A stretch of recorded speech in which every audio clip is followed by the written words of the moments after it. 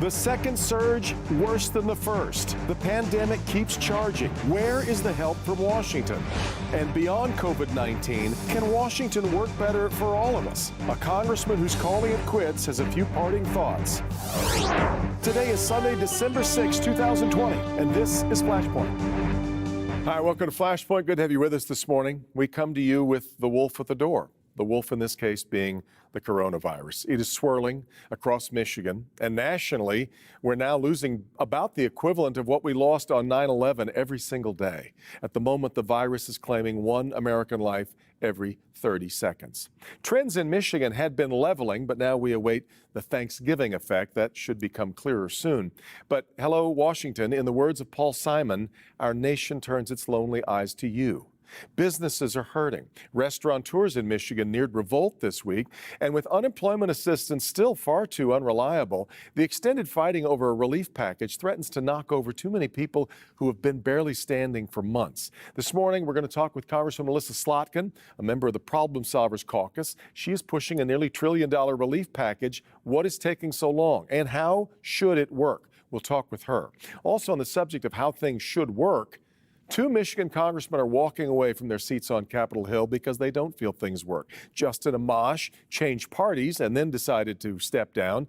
And I'll talk with Paul Mitchell this morning about his parting thoughts on walking away from the bitter divides in America. And back to coronavirus, we'll also talk with Lieutenant Governor Garland Gilchrist about a new study of the impact of the virus on minorities. Things are improving. It's all this morning on Flashpoint.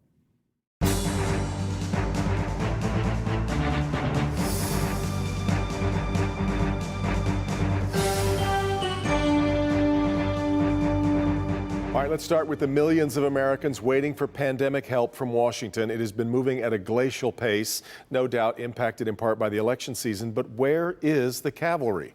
Good to have with us Congresswoman Elissa Slotkin, Democratic representative from Michigan's 8th District and a member of the Problem Solvers Caucus, which, Congresswoman, I guess should be assigned by definition.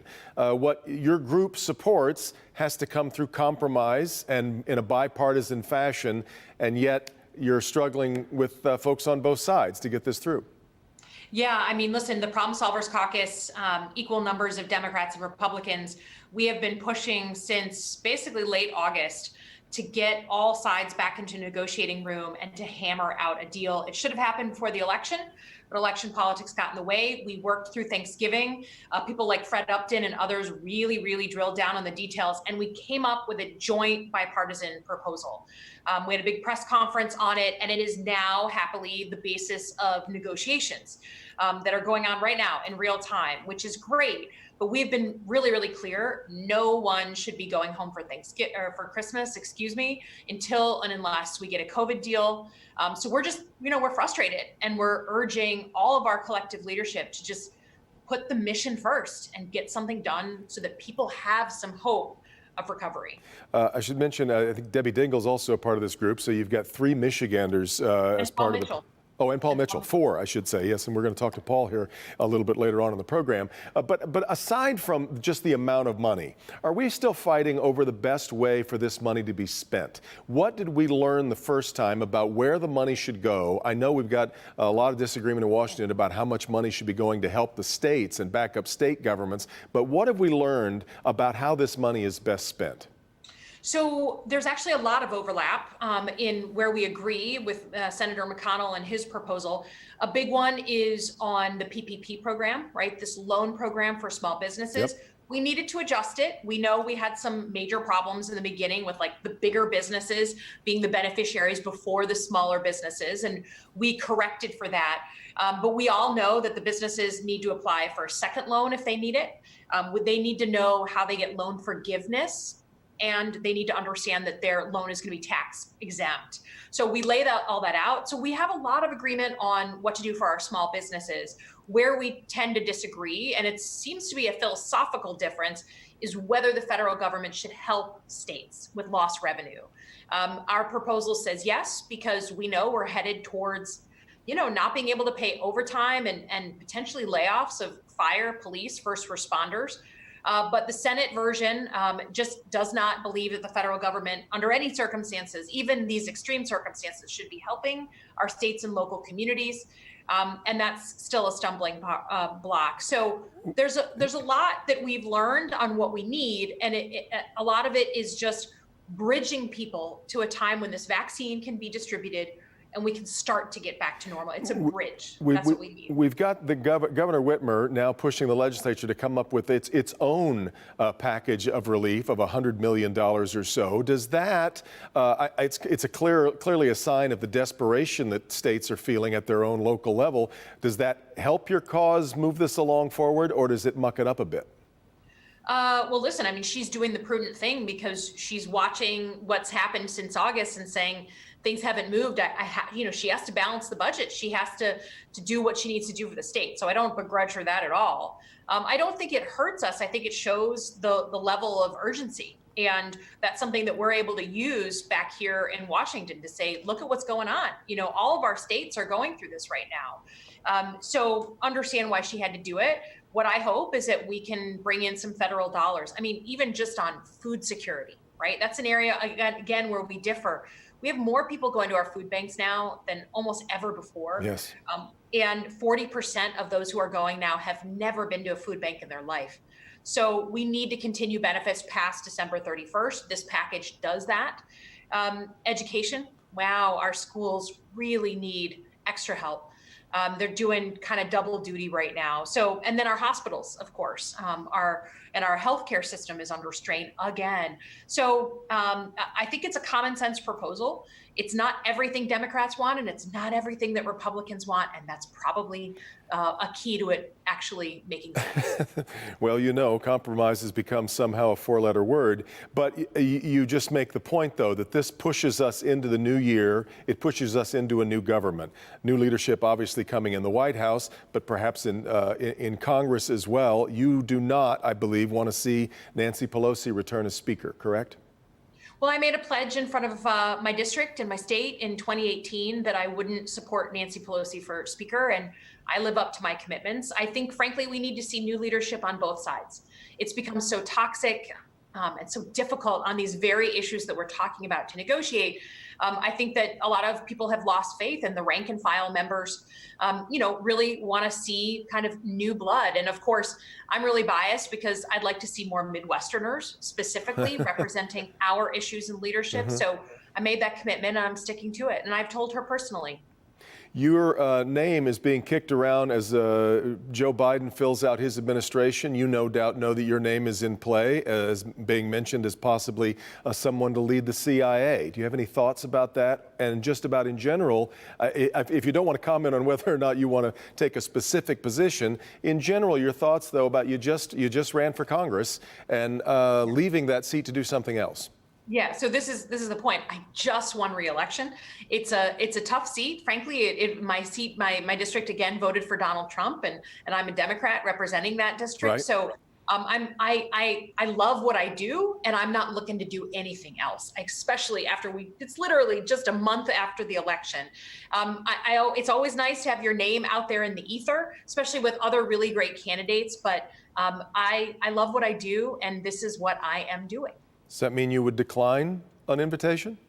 Listen, honestly, this is just not the level of conversation we've been having with anyone on the transition team. No, understood. I'm a former CIA officer. So listen, when I walked into the CIA in my 20s for the first time and saw that building and the stars on the wall and everything, it's a great thing to be mentioned, but this is what I feel passionate about, is being the representative of the 8th District. Well, and we really appreciate your time today. Of course, we don't see anybody in person anymore, so I'll go ahead and say for now, Merry Christmas and Happy New Year, and we'll talk to you again soon on Flashpoint. Likewise.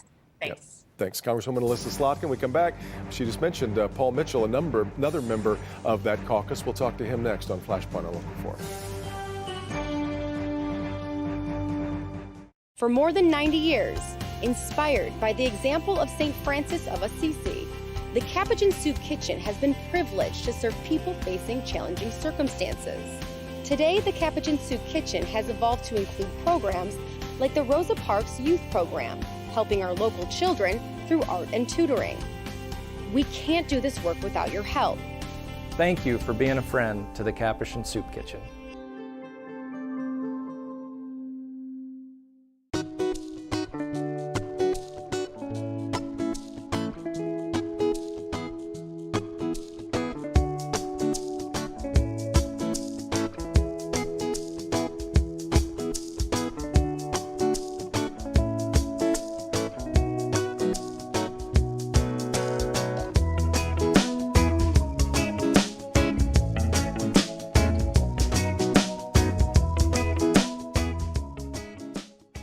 news is the flu shot is in plentiful supply this year. I wanted to be sure to get mine. This year, more than ever, it's really important to get the flu vaccine.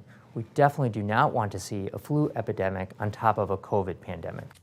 It takes 2 weeks for the vaccine to be effective, so you'll want to get it before flu season starts in earnest. CDC recommends everyone over the age of 6 months should get the flu vaccine. Connect with your St. Joe's primary care physician and get your flu shot today.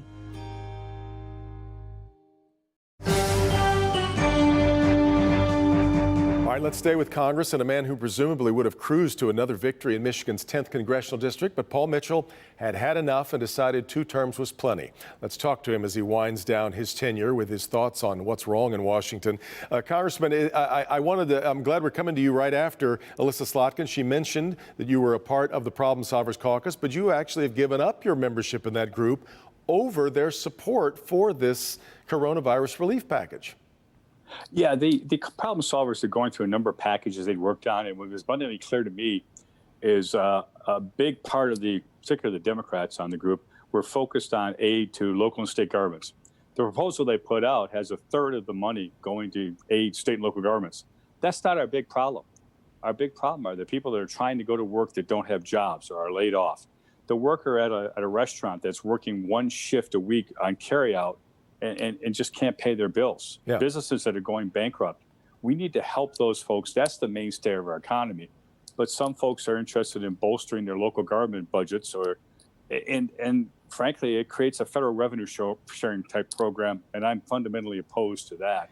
So I withdrew. I don't support this package. I think there are better ways to do what we need to do. But because, as I mentioned, because of the makeup of this caucus, it was, of course, bipartisan, both sides getting a little of what they wanted and not all of what they wanted. So the irony here is that one of the reasons you're frustrated with Washington is the inability to compromise on things. Aren't you here giving up on a compromise on something that now, the things that you're talking about, I'm not sure you get a whole lot of Democrats to support the change? Well, I think things that like for example, additional checks out to families that were done in the first CARES package for COVID. Yep.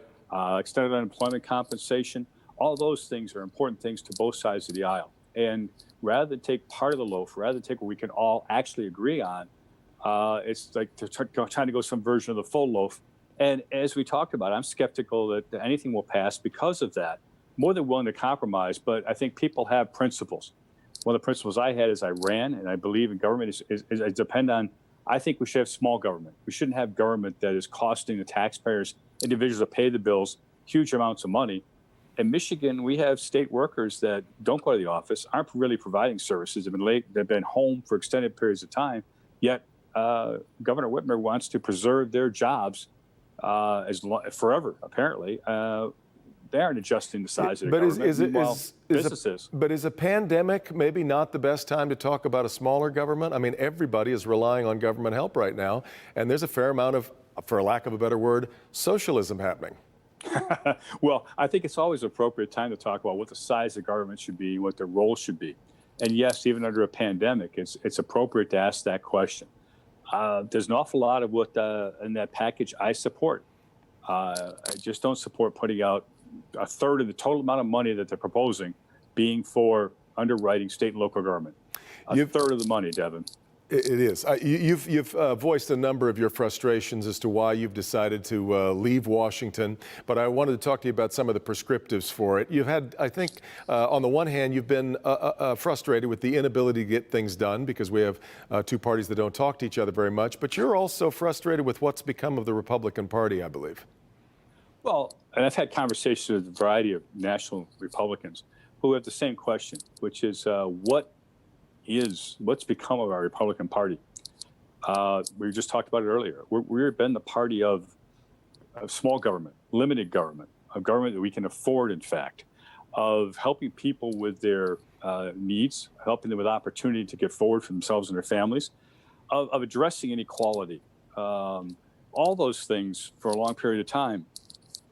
Unfortunately, the party has evolved lately to a place of grievance, complaint, accusations.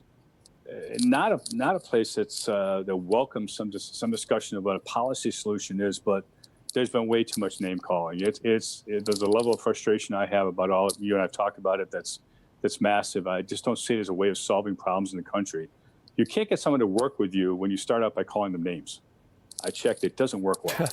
Well, what is, as you're leaving office, what's your prescriptive? How do we solve that? Or if it was simple to solve, I suppose you'd be staying. Well, no, I think there is a solution, but it takes effort on the part of all Americans. The question, I guess, Devin, is are we tired of hearing people talk about the same thing for extended periods of time? For example, immigration reform, fixing immigration problems, but nothing happening on it. They'll talk about it, they'll use it to raise money, they'll use it for re-election, but nothing done. We need to hold elected officials say, what did you do about the problem? Don't tell me we're going to talk about the problem. I think you felt that you were very, very close to getting an immigration deal done. Yes, we're very close. And unfortunately, as I told you, I think the priorities in D.C. are screwed up. The first priority is to find issues and means by which to raise money to get reelected. The second priority is to raise money for the Congressional committee, for the leadership PACs, to help other members get reelected so you can move up the power structure. At best, fourth on the list, maybe fifth, is actually addressing issues of Americans, but only if it doesn't adversely impact the first three.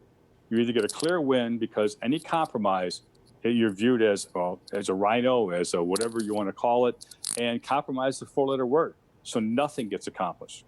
Immigration is one example. Healthcare is another example. We can go through the list of major issues we face in this country that compromise has become impossible because the fringes of the Republican and Democratic Party have taken them over. Social media, the clickbait, has allowed them to run roughshod over rational thought and policy.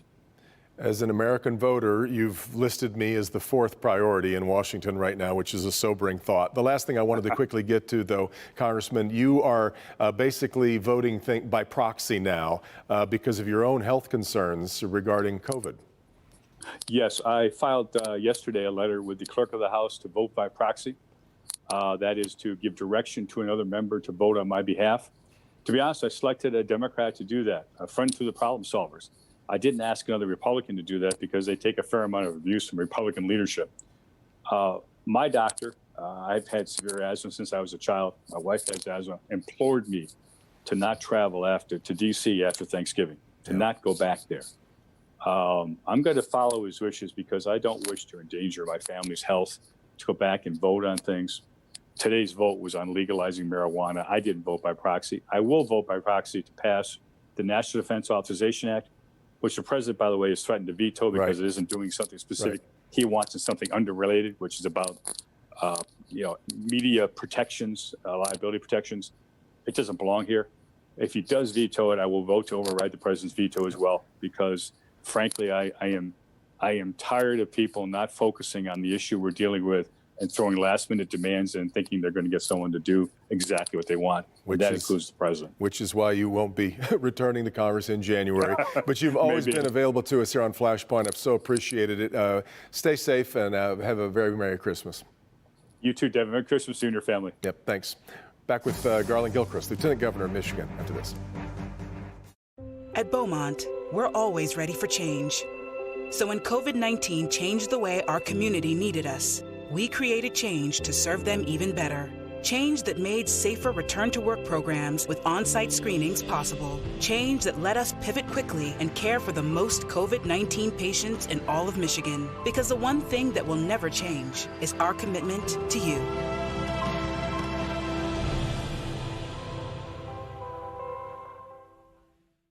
Have you lost your healthcare plan due to a job loss or layoff? Or need to buy your own health coverage because you're self-employed? With an individual health plan from Priority Health, you'll get a lower price than with the market leader. Most people qualify for a government subsidy. Our Michigan-based enrollment specialists are ready to help see if you're eligible for a subsidy and just how much you can save. Call now for a free quote. Hi, I'm Kirk Mays, CEO of Forgotten Harvest. We help people every day who struggle with their most basic need, food for themselves and their family. Forgotten Harvest is hard at work, providing assistance to food insecure families in Metro Detroit, particularly those facing hardship due to the COVID-19 crisis. My request to you is simple. We hope to have your support as we continue our work to help those with the most need in our community. Welcome back. It was clear right out of the gate that the coronavirus was disproportionately affecting communities of color. The governor assembled a task force led by Lieutenant Governor Garland Gilchrist, which this week released findings on a new study on the virus. And the Lieutenant Governor joins us now. And this report, in the midst of all this bad news that we've had, you really had some things to brag about this past week. Not brag about, but some very positive signs to show that we've actually made a difference in a community that I'm not sure a lot of people thought we could do in such a short period of time. Well, Devin, thank you for having me on to talk about this. And, you know, what we wanted to report is that we have made progress on dealing with one of the deepest challenges that presented itself with this coronavirus pandemic. Early in the pandemic, we saw that this virus was 5 times more likely to kill a Black person than it was to kill a white person in Michigan. We saw that while we make up 14% of the population, Black folks made up 41% of the deaths in March and in April. And so we stood up this task force thanks to Governor Whitmer's leadership. I'm proud to chair it alongside some really fantastic minds from different areas of life, from epidemiology to faith leaders to young parents to medical doctors to academics and everyone in between. And we did some things that have had an impact. But that collective impact is attributable to the fact that we chose to prioritize this uniquely. No other state has put as much focus on racial disparities as we have. And because of that, we've been able to slow the spread of the virus in the Black community in particular, and in communities of color across the board. And we're really proud of that work. In fact, we're also seeing that now the city of Detroit has a positive test rate that is much lower than a number of other locations around the state. I think it's inescapable. The upshot here is that mitigation measures actually can work.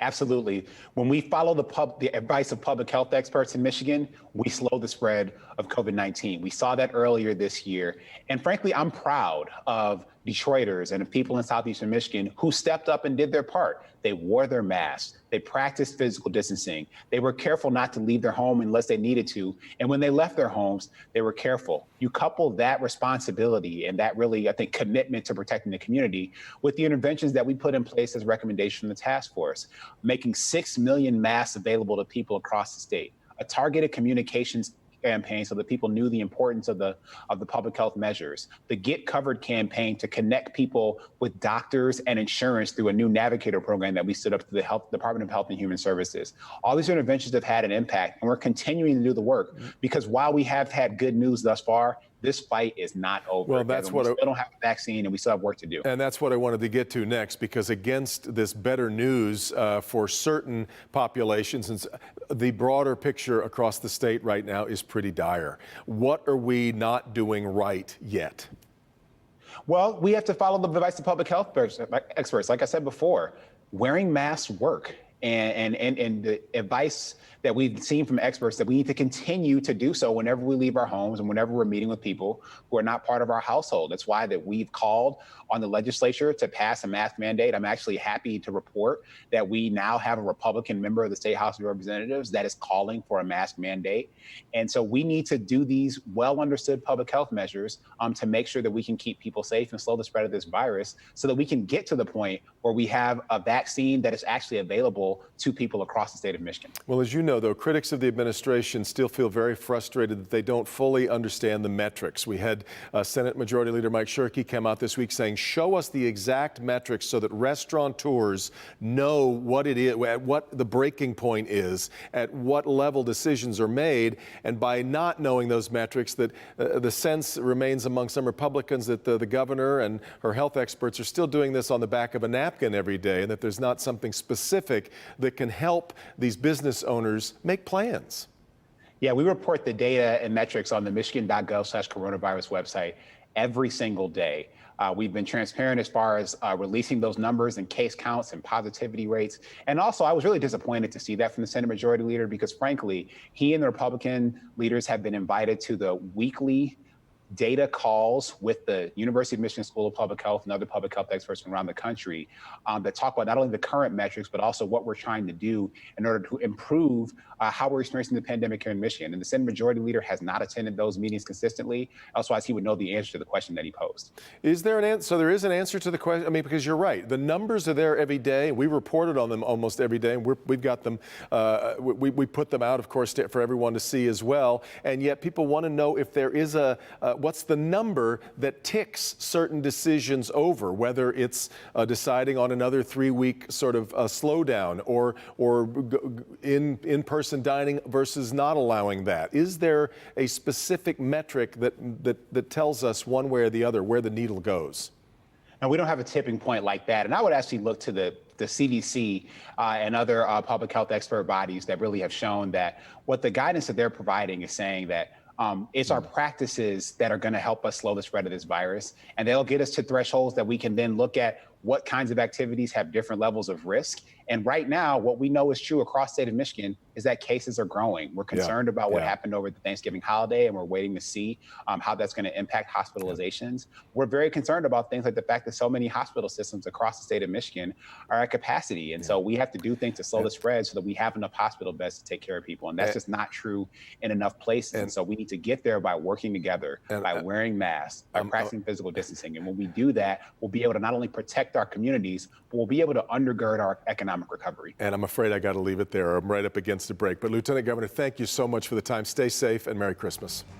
Devin, thank you for having me. You bet. As always, run out of time before I run out of questions. Meet the Press is next. Have a great week. Stay safe. We'll see you next time on Flashpoint.